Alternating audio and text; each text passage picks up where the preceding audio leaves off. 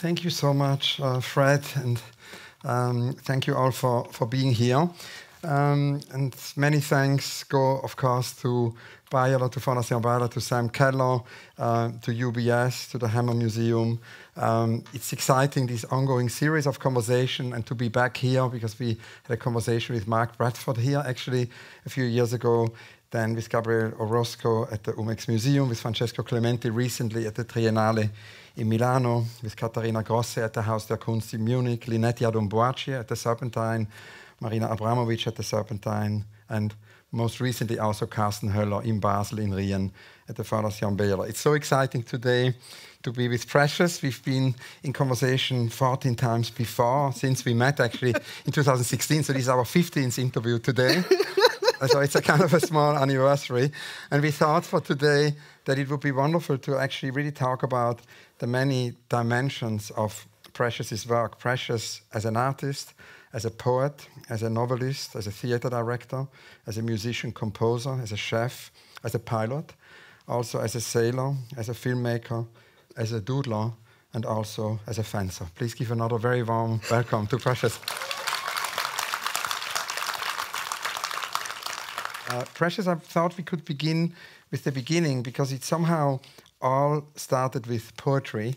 And you once told Adi Miles that you wrote a lot of these poems before you actually started making art objects, and a lot of them became the seed for a lot of these shows. So a lot of the exhibitions we can see in the background throughout the talk, and a lot of the exhibitions we're going to talk about actually originated through this poetry. So I wanted to ask you to tell us a little bit how it all began with poetry, because at 23 you already published your first poetry book, Acebota, and poetry was always in a way there. And Adi Miles also said that poetry is love, and we love the feel of making the marks as the feelings are rising and falling. So let's talk about poetry and love.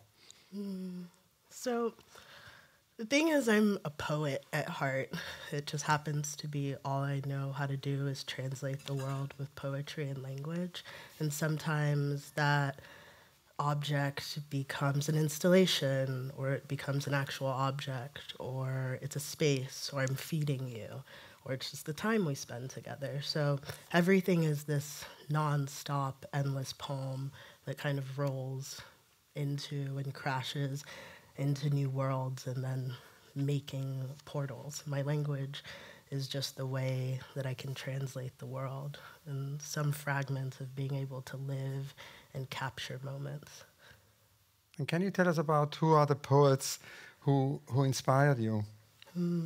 It's so interesting, okay, because I spent like 7 years writing this book. It's kind of like a very personal, embarrassing and loving diary. So the way that I started writing poetry when I first moved to New York, because I didn't grow up in a city, I kind of grew up in the country, and the way that I could understand how to write in a city that wasn't slow was that I would walk around reading poems to myself, writing poems and reading poems, and taking voice notes, and then jotting everything down on little notes, and then that became the poem.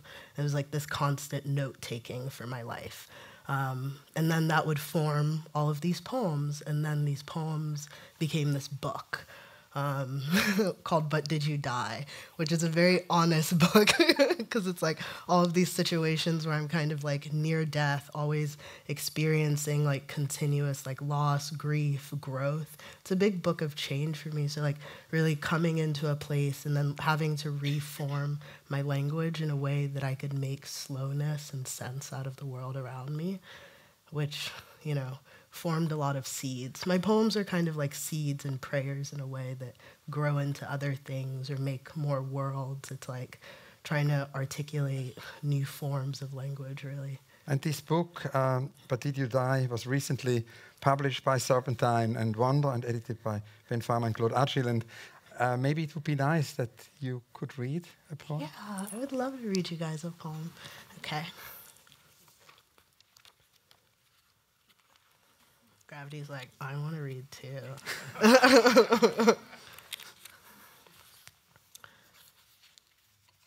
Sun Song. The soft, slow, slow, soften that wave function. To emancipate oneself from oneself is the secret. Meet me in the transubstantiation, life in the collective blur, dispossession of that collective reality, rolling down hills, forgetting consciousness in flower fields, fungible children of God, bleeding endlessly and freely, flowing in and out of streams and sprays and untraceable and lost destinations, like the most evasive sentiment seeming to come out of a critical truth, held and all of that dispossession to having given itself away to it never was, like slipping past post-time spiral, seasons, the sun holding us, and then we are falling down, we are pushed down into ashes and ashes as our circulating suns overcome by time, consumed by spiral. Meet me in the time warp, circles in the universe circling back down, through all of that time backwards, and then we fall down again and we are pushed down into ashes. Meet me in that transubstantiation, past time, bloodstone earth.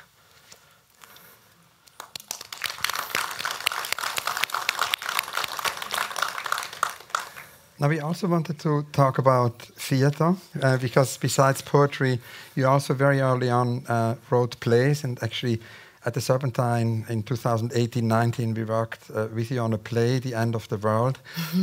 So can you tell us about that aspect, which also precedes, in a way, your big installations? It does. It's actually so funny, because I was thinking about it the other day. It was like a fragment to what, like, playing with time, space, and like what a portal could be for me. Because it was a play I kind of like wrote over the course of like a long time, actually, and I didn't know what to do with it because I love theater. I'm like actually a secret like Brecht head. I love theater of absurdity. I love like people being pushed to their limits in uncomfortable situations and like the softening that comes from that.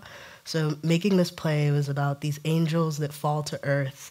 These like beautiful black Afrofuturist angels. They fall into earth and they can't breathe the air here because it's so inhospitable for them that they immediately have to end the world within like 30 minutes of being here, with all these prayers and songs. And it kind of birthed out of Glissant. A lot of it was like reading Glissant, reading like Césaire, these kind of like chants and these lyrical callings. And I really thought about like the poets that like are on the edge of like between mysticism and poetry, and that like creates some different form of theater. Nikki Giovanni, like I think Alice Notley unknowingly does that in her like long mystic books. So like really trying to like play with what a play was for me. That was what that space really was. Just so fun, live sheep, lots of birds, and angels ending the world. And soon after this play in London, the first big installation happened, and that was kind of coinciding with the lockdown. It happened at the MMK in Frankfurt, and it's also the first time that somehow you developed an installation as a living organism, and then something happened which is really extraordinary. The museum closed, but the installation started to continue to grow. What a miracle. Yeah, so I went to Germany. I'm in Frankfurt, planting at the MMK, and it's COVID's happening, and I've planted this whole install, and then it can't open. So unknowingly, I've made a garden for itself. And in that space, it takes time to like, the only people that can go there are the museum workers to water it every day, and it becomes this like growing ecosystem. And what I've planted in this garden is a garden of specific invasive vine called kudzu, which is a very important vine to me. It was brought over to the US in like 1876. And it's supposed to be this miracle vine that's going to save the South from the erosion of overplanting cotton from the slave trade. It doesn't. It does the thing it does best, which is root in the soil and take over and swallows the South, being this monstrosity that holds the root beds of the South together now, because if you were to take it away, the soil would crumble because of the lack of topsoil, and these things have history and effect.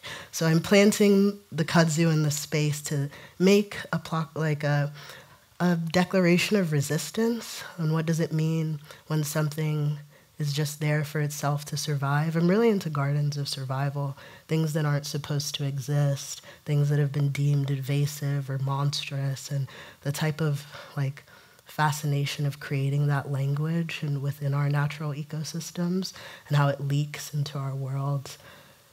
Yeah. And then the garden leads to another garden, and a much sort of even longer durational garden, which you created in Aspen at the Aspen Art Museum. Every earthly morning, the sky's light touches your life. It's unprecedented in its beauty. And it's kind of interesting that I remember when you did that garden, we spoke about this idea you had to actually do works which maybe go also beyond the time frame of an exhibition. And I think that's something, it's almost like a pattern that connects a lot of artists right now. This idea of what Fernand Braudel called longue durée, that is a kind of a long durational aspect of doing projects which can evolve and grow over many years. It's artists making gardens, but it's also artists making farms. It's interesting that Inka Shonibar and Otobong Nakanga are working on a farm, separate farm projects in Nigeria.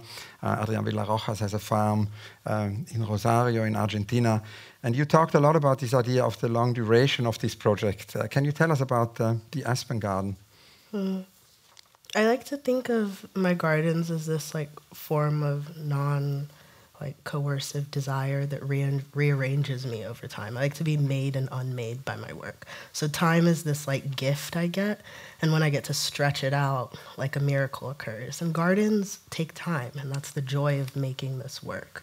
And when I require that time, like something happens, and that was the joy of Aspen. I got 2 years to make a garden that would change with every season, and I would make a new sculpture in the garden, and the garden would slowly evolve. But the thing with making a garden in a kind of like inhospitable climate in some ways, it gave me this, I ended up working with so many different types of people because I wanted to make a garden that shouldn't exist in Aspen, or would have existed if a certain type of ecological like control wasn't allowed. So I was like, I want to make things, I want to grow these beautiful weeds and wildflowers that would have survived if people weren't like obsessed with manicuring their gardens. So that took a lot of seed like research and finding all these seed savers. So it became this process of like thinking about like archival, like what that meant to like rewild and kind of like actually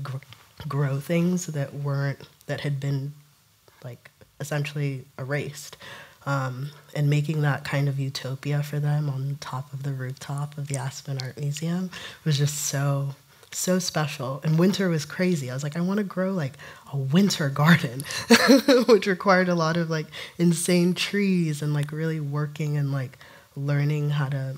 That's the joy of my gardens. They teach me so much. And I've been a gardener my whole life because my mom gardens, my grandma gardens, but they don't think about it as gardening because they're just seed savers who just happen to continuously like plant the thing they know. And that just kind of has translated to me where it's just like, oh, it's not one garden, it's endless gardens that keep growing into each other. Because also I seed save from every project. Another garden was, of course, Venice. That was a very big garden when at the Biennale, at the 59th Venice Biennale, we did to see the Earth before the end of the world. And, of course, there was a connection there to Edouard Glissant. We had invited Edouard Glissant in 2003 for Utopia Station. He came to Venice, to the Biennale, and talked there actually about many different things, including the play Monsieur Toussaint. And that play was, I think, central to that garden, no? Mm-hmm. That play kind of gave the heartbeat for that garden, for that specific show, which is behind us now. And what I wanted to do in there was make space for these two warring invasives. One, kudzu, which kind of like was created to, be the solution for the consequence of the transatlantic slave trade. And then you have sugarcane, which is like the bedrock of like kind of like the transatlantic slave trade of like actual like sugar and kudzu dominating together to create this space. And I wanted to like see what would happen in this space of resistance and how they would survive and help each other survive, which was so special because I really didn't know what was going to happen. And that was, you know, the kind of like miracle and risk of it was plants. And that's like that's the joy of actually being a gardener too, in this like really radical ways that I can only make the possibility for the miracle. I like don't really have any control. I just can plant the seeds, and then what occurs with a little bit of pruning here and there happens. And the kudzu took over, the sugarcane helped it, and together they made a world. And then in that world are these figures that protect it, these raw wool dolls, which continuously come up again in my work, and they're these protectors of the space. And inside of the space, these butterflies live. Black butterflies who live and die inside of the space, and they continuously breed and lay, and they're stuck inside of their utopia. And then, of course, another miracle, because you once said, you know, any miracles lately, another miracle happened in Rome, when all of a sudden a new garden appeared in a church, and that was beloved, because there was not only the garden, there was also a stuffed animatronic bear. It's the first time that appears, lied on the ground, in and out of sleep, and every now and then releasing a scream. Can you tell us about Beloved and the genesis of that project? I'm obsessed with nightmares, and thinking through the abduction that we live in constantly of that nightmare, whether it be, i.e., like white supremacy, capitalism, continuous abduction. So I thought I wanted to put everyone in a small fragment of a nightmare, which is Beloved's nightmare.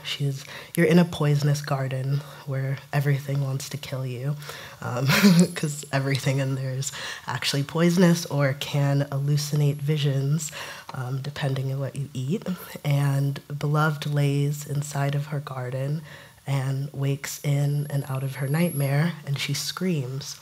And her scream is the scream of three of my close friends and just amazing thinkers that I love, Saidiya Hartman and Okwi, and my scream. And you're just trapped with her nightmare. She wakes up, she screams, she goes back to sleep. And it's based off Toni Morrison's Beloved. Yeah.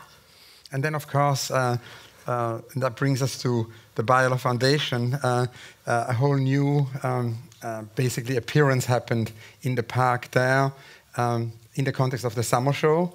And the summer show was an exhibition you co-curated. It was a whole collective process, an exhibition which changed title every couple of days. A very complex process. Can you tell us about that and what happened in the summer show? In the summer show, oh, what a treat. It was such a joy to make something all together.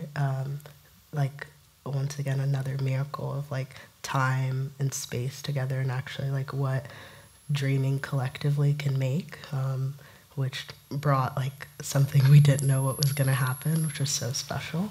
And in that you have like outside, you have Philippe's tower, you have Beloved in her greenhouse, and then Fujiko's fog, which just like swallows the whole space, and just the Beyeler becomes this like portal of a dream of you're entering and like weaving through so many different realities.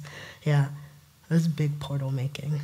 And another portal making, we have an image of that also, is Madrid, a project actually which happened with the Sandretto Rebardengo Foundation, produced by Isabella Mora, in a very unexpected context. Obviously, it was a mountain, but it was not on top of the mountain, but was inside the mountain. And there, really, you brought together. I mean, I mentioned initially, you know, the many dimensions of your practice, and that kind of brings us in a way to the notion of the Gesamtkunstwerk. And this was really a Gesamtkunstwerk. There was sculpture, there was a garden, there was sound, there was words. There was really an amazing experience, and it was connected actually to the unrealized Gesamtkunstwerk of the late composer Alexander Scriabin, who passed away in 1915. He was very young, and he had this last project, actually, where in the Himalayas, he wanted to create this kind of Gesamtkunstwerk opera. Can you tell us about this Gesamtkunstwerk? And it's an homage, really, to Scriabin in a mountain in Madrid. I'm a huge classical music nerd, and Scriabin is one of my faves. He's like top 10 for me. So he's like, I want to end the world. And it's going to be a 10-day opera in the middle of the mountain. And all day people are going to come and like be changed by my music. Obsessed. So I was like, you know, what I need to do is make a fragment of this. So I became hyper obsessed with Scriabin and mixing together, because like all of my North Stars are poets. So mixing together Anne Boyer, who wrote this text called When the Lambs Rise Up Against the Bird of Prey, which was kind of against Nietzsche, thinking about the lamb as a weak creature. So thinking actually about the lamb knows how to watch out for other lambs. The flock can take care of itself. There is power in the lamb. And that was kind of what that show was about for me, thinking about the fragility of like what it means to like watch and care for others in a world that's not built for that, and how that actually is a power of being seen. And Nietzsche was wrong to think the lamb was a foolish animal. So you have Anne Boyer rewriting this fable. I redo Mysterium into a new opera, one that celebrates the lamb, and the end of the world is always happening continuously. You know, it's like many worlds. So making space for that. And my lamb just sits there, watches and waits in this garden that's kind of like everything that kind of would survive thinking through apocalypse, like moss, fauna, little birch trees. And she's just watching, waiting, and listening.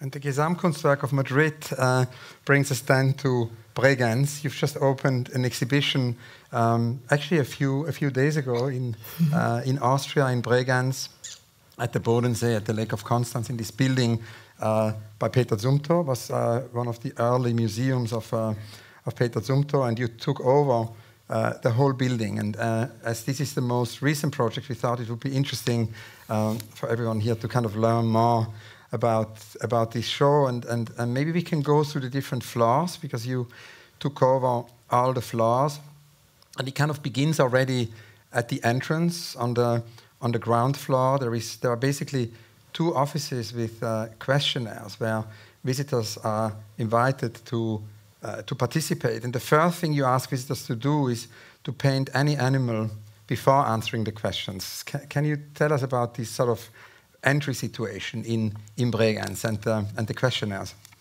So my show in Bregenz just opened. It's called One Either Loves Oneself or Knows Oneself. It's a show that I worked on for a while, and it's a very vulnerable show to me. In a lot of ways, it's about my rituals and like my life. The first floor you arrive, and I've made an existential detective agency, which was always my dream job when I was a kid. I was like, I want to be an existential detective. And, and I kind of made that happen. So you go in these offices, and I do analysis twice a week. It's a big part of my life. I do Jungian analysis. So dreaming is it's equal to poetry. My dreams are very important to me. I believe that like our dreams are visions that we get from other worlds, from our unconscious, that we are tapped into and receiving information constantly, and to be wired into that is a gift. So I try and make space for that, and I try and give that space to other people. So you arrive in my offices, and you're met with a detective who goes through a series of questions with you, and the rules are, I will not lie, and I will not hide the self.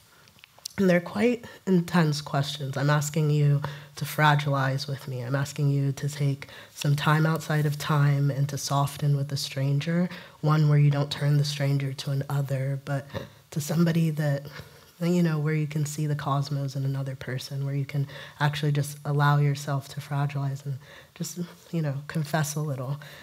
and allow that to be held. I want space to hold people. So that's the first layer of the show, which allows you to be seen and to be held, because that's what analysis is for me. It's like to be taken apart, to be seen, and to be held by another.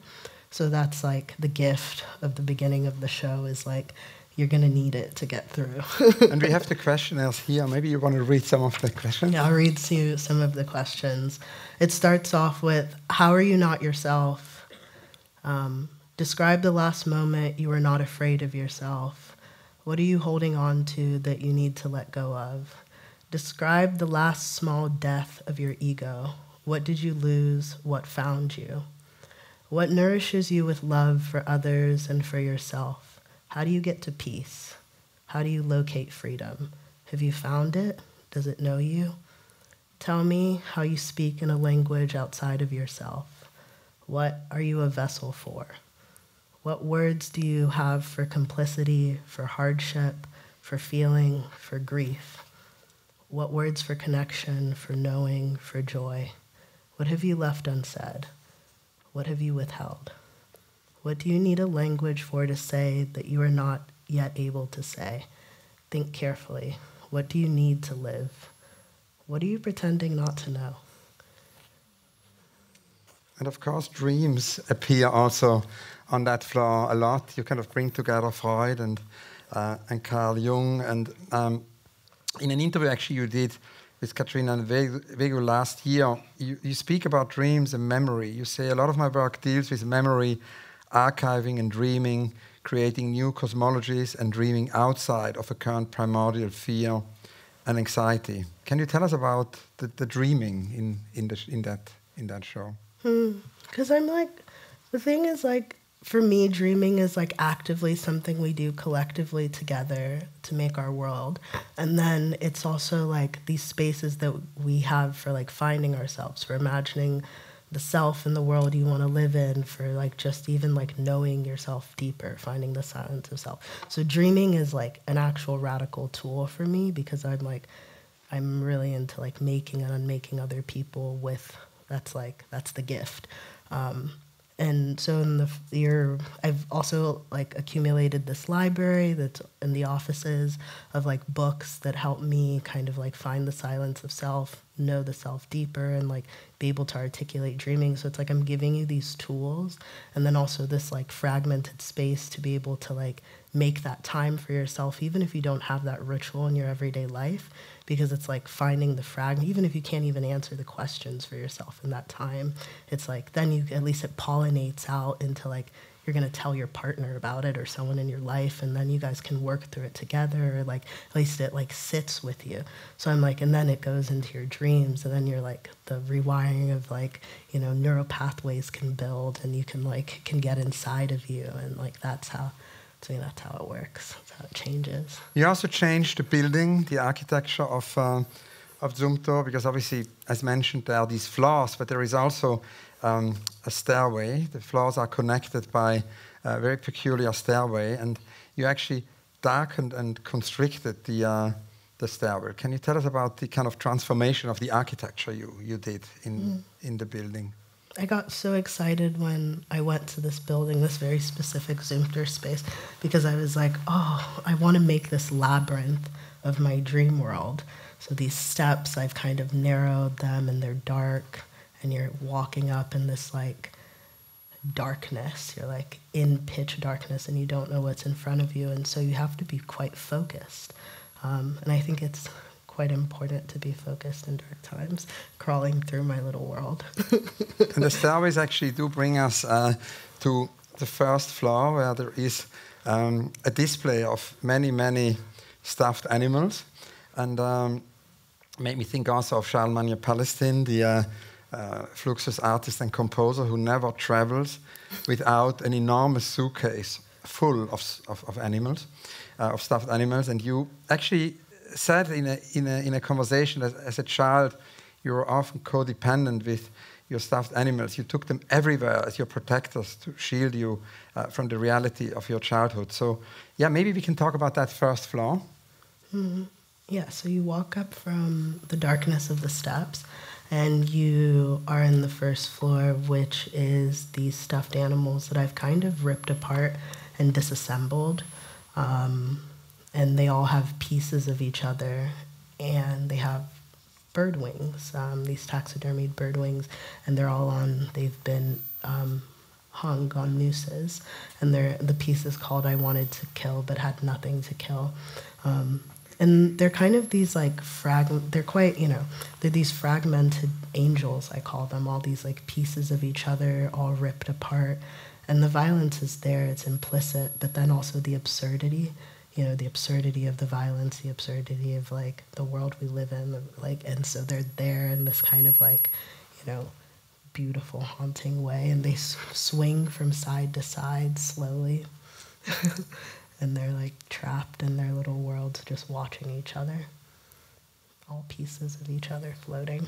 And they're small, and then the stairs take us from this floor with all the small stuffed teddy bears and animals to the floor with the gigantic teddy bear, which is basically the image just before. The biggest you've done so far. It's a gigantic teddy bear where visitors are invited to hang out there, spend time, or can lie there. Yeah, I wanted to really make a time outside of time. And what was super specific was I wanted to create this, I got really into this thing called hypogonic rest, which is this state your body can go to with like a lot of meditation, but also like it's this kind of moment of like 20 minutes before you fall asleep where your body can daydream without ego. So I worked with a musician I love very dearly, Divide and Dissolve, Takaya Reed, to make this soundtrack where you lay on the bear and you kind of like can feel an out-of-body experience where your body can go to rest, like true rest. And the idea is that you lay on the bear with strangers, you're collectively resting with others in this like way where you can daydream without ego, to like take a kind of like collective breath with strangers, which I'm really into. And from there, back to the stairways, it leads us to yet another floor, and that goes back to the gardens, because there we can discover yet another beautiful garden on the top floor. It's a garden of metamorphosis. Butterflies that have already hatched actually flutter through the air. And there is also a film. There is a film.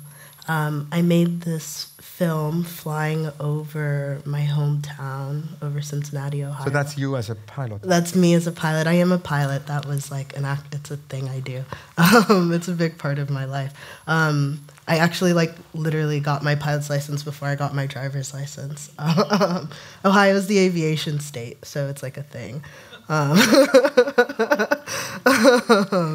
So it's like a big escapism and like the ability to find freedom. And there are few places I feel truly free. Language, the sky. Sometimes it occurs with my friends and food and like magic, but it's actually like I feel so free in the sky. So I was like, I want to write these poems, which are also in the book, Unknowingly a Seed. I wrote these poems for years called Sky Songs, which were prayers to the sky. And I was like, I want to read these in the sky one day. And so I shot this film with my friend Ethan over Thanksgiving break when we went to visit our parents. And we flew around Cincinnati together. It's like over the course of like 2.5 hours, flying around over like places I love and reading poems to the sky. And then you can only watch the video from my garden. You're kind of trapped in this like little box with the plants and the butterflies. And once again, it is like plants that have actually, it was just, a lot of my gardens are site specific, but this felt like a very personal, fragmented like love note, because it's a lot of seeds that are in my personal collection. So it's like actually a lot of, this garden is like my years of seed saving. 1, 2, things that I kind of grew up with, like flowers that are really familiar to me. And then they're like very similar things that I saw in Austria. Yeah. So it's a very, and then the butterflies who live and die once again in their utopia, trapped, and you're trapped with them, never to access my freedom. And so the whole building is there, but then it's not only that, it also is the city, because you actually took also over the streets in Bregenz, through the billboards on Seestraße. I mean, Bregenz is at the Bodensee, so it's a lake, the Lake of Constance, and so there is a road which follows the lake, and there are big billboards. And these billboards have to do with another thing we haven't really spoken about yet, which is the kind of connection to memory and the connection to archive. We live in a time where we have more and more information and exponential growth of information, but that does not necessarily mean that we have more memory. As the historian Eric Hobsbawm always told me, that amnesia might maybe be somewhere at the core also of this digital age, and we need in that sense a protest against forgetting. And these are lots of really also old photos you have there from memory and also from albums. Can you tell us about the billboards and how you kind of brought the exhibition to the streets of Bregenz? I'm really into archiving, like whether that be photos, notes. I kind of think a lot of my work is like archiving and like memory saving. Like soil work is like a big part of that. And wanting to make that's like a huge thing, is like I am obsessive about keeping photos, and so is my mom. And when I was like, what are my billboards going to be? I thought, oh yeah, it's the archive. It's like my actual archive of history, which is my doodles, which are all these drawings I make constantly. I'm constantly doodling. It's like a huge thing all the time, like drawings compulsively. It happens like all throughout the day. And so those became the billboards, was like all of the doodles I made in like analysis over the course of like years, was just like putting that on the billboards. And then it was like, oh, my family photos, and they're very specific moments in history. It's like when we, like one of the photos is me, my mother, and my grandma, and it's a photo like kind of recently after we've moved to America, and we're in Houston, and my mom's obsessed with mega churches, so we're like in the Lakewood Church like parking lot, and it's when a stranger's taken this photo. It's a very beautiful photo, and we're all wearing matching outfits. It's so cute. And then and then another one is like my mom was obsessed with cutting my hair in this very strange way that was like a mullet, like a boy mullet. So it's like me with my boy mullet. And we like, I have no teeth, and we've like, it's like all these like early, like when we moved to America photos, and then like notes. It's like, so it's like really making, I'm a believer, and you have to like archive your life and your memories and the ways that you like save time with people. And it was of course very special when we were together in Bregenz that actually your mother was there. Yeah.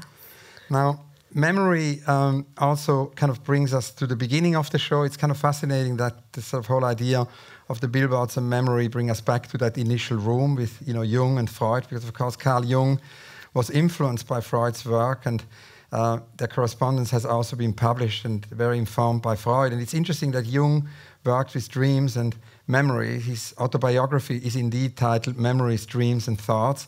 And there is also the story that when they met for the first time, Freud and Jung, they are said to have spoken for 13 hours. Now, we sadly won't have 13 hours here, and I think we kind of have time maybe for one more question. And I wanted to ask you the only kind of recurrent question in all my artist interviews, which is about unrealized projects, because we know a lot about architects' unrealized projects because they publish them. But in the visual arts field and also all the other art forms, we know very little about unrealized projects. And there's such a broad range of why projects can be unrealized. Projects can be too big to be realized or too small to be realized. Sildo Meirelles always dreamt of having a tiny little cube in a museum, and the entire museum would be empty. So that took him decades to convince the museum to actually do it. So that project was too small to be realized. Then, of course, there are projects which are too time-intense, which take maybe centuries to do. Then there are projects which are forgotten, somewhere in a locker or in a studio or maybe in a file in the computer, and are unrealized because of that. Then there are the unrealizable, partially or fully unrealizable projects. I mean, C.R. Marjani wanted to connect the Earth to the moon with a sculpture. That was, unrealizable. Then there are projects which are censored. Censorship can be a reason for a project to be unrealized. And as Doris Lessing always told me, there is another category, which is, of course, the idea also of projects we want to do but don't dare to do. So Doris Lessing called those, the self-censored projects. So within this sort of whole broad range of the unbuilt, I wanted to ask you, tell us about one or two of your favorite unrealized projects. Okay, wow. There's so much I want to do. I really want to make forest around the world. That's like a really big one for me, is I want to make all of these like really beautiful, like weird, invasive food forests. I really love trees, and I'm really daydreaming. I've told you this several times. It's this, I want to make a space that feels like an organic community of friends, of most of my friends, like an actually like radically queer space together where we have some sort of like collective like practice, and we make space together, and there's some sort of like land practice with it, like it's farming or like just like actual like making soil, and we all like are together in a kind of like loose and collaborative way. This is what I dream of, space with my friends where we can make like beautiful things on some really nice land that we can grow a lot of beautiful trees on. It's beautiful. And you also said that you don't believe that you build a new world. You just point towards it and you move to it. And that's what I want to do. I want to create this world. And world building also brings us to another unrealized project of yours, which is this idea of actually a video game. You want to do a video game with Cora Crit? I do. I want to make a video game with one of my best friends, Cora Crit. We've been daydreaming about this for a while. I think we're working on a fragment of it right now, about time and worlds, like going in and out of different worlds and thinking of time as an alien that expands, contracts. I don't know, we're plotting. We're playing a lot of video games. That's like been the fun part. Precious, thank you so much. Many thanks. Yeah.